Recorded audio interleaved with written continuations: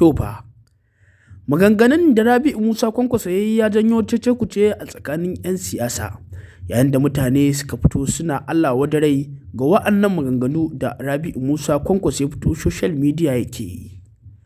Yayin da gwamna El-Rufa'u ya fito yake jan kunne ga Rabi'u Musa Kwankwaso akan kai ya sake ƙara yin irin maganganun nan da ya fito social media yake yi. Yayin da Sunusi ya fito yake magana akan Rabi'u Musa Kwankwaso akan irin abubuwan da ya aikata na cin mutuncinsa dai, na cewa ba zai koma gidan sarauta ba.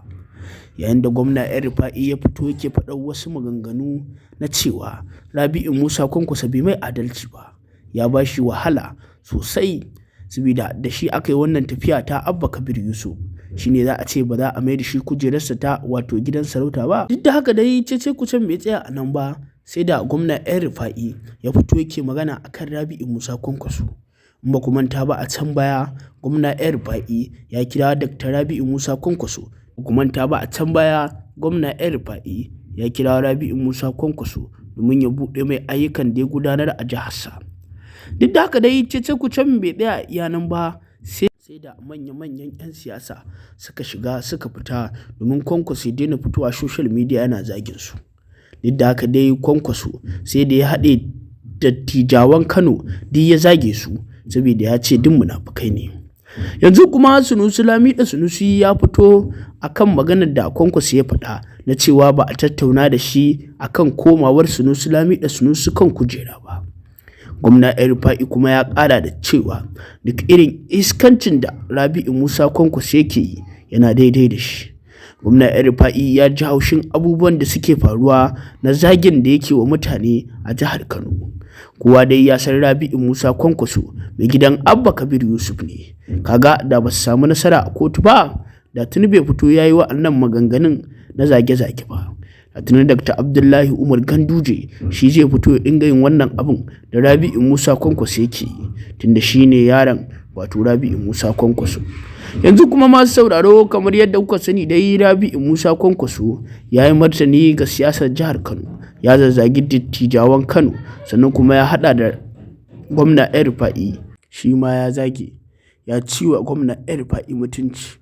Duk da haka dai ya haɗa da dattijawan Kano, su ma duk ya zazzage su, ya faffaɗa musu magana, saboda ya ce duk munafukai ne, ba sa aikata aikin alkhairi sai sun ga an zo kan mutum. Yanzu kuma dattijawan Kano sun fito sun tattauna akan irin maganganun da Rabi'u Musa Kwankwaso ya aikata, yayin da Sunusi shi ma ya fito yake faɗar albarkacin bakinsa. In ba ku manta ba, gwamna El-Rufa'u shi ma na ce muku ya zagu a gurin Rabi'u Musa Kwankwaso, shi ma ba a bar shi a baya ba, ya fito yana faɗar irin abubuwan da Rabi'u Musa Kwankwaso yake yi na shaye-shaye da kuma furta wasu abubuwan da bai kamata ba.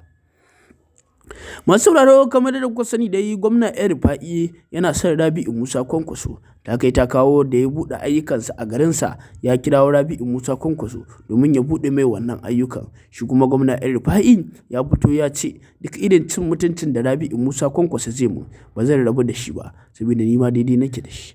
Tunda APC bata bar shi ba, ni ma sai na ɗana na tsura daga inda na tsaya, tunda shi burinsa kawai ya ci mutuncin ɗan adam.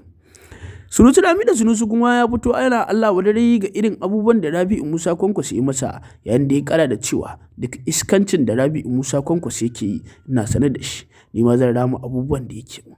Masu sauraro, kamar yadda kuka sani dai gwamna El-Rufa'u ya ji zafin maganganun da Rabi'u Musa Kwankwaso ya faɗa, dalilin da yasa kenan ya fito yake faɗar irin abun da Rabi'u Musa Kwankwaso yake masa.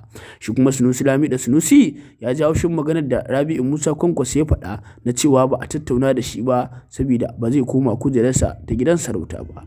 Ku dangwala mana subscribing da alamar ƙararrawa don samun ingantattun shirye-shiryen mu zafafa da zarar mun ɗora.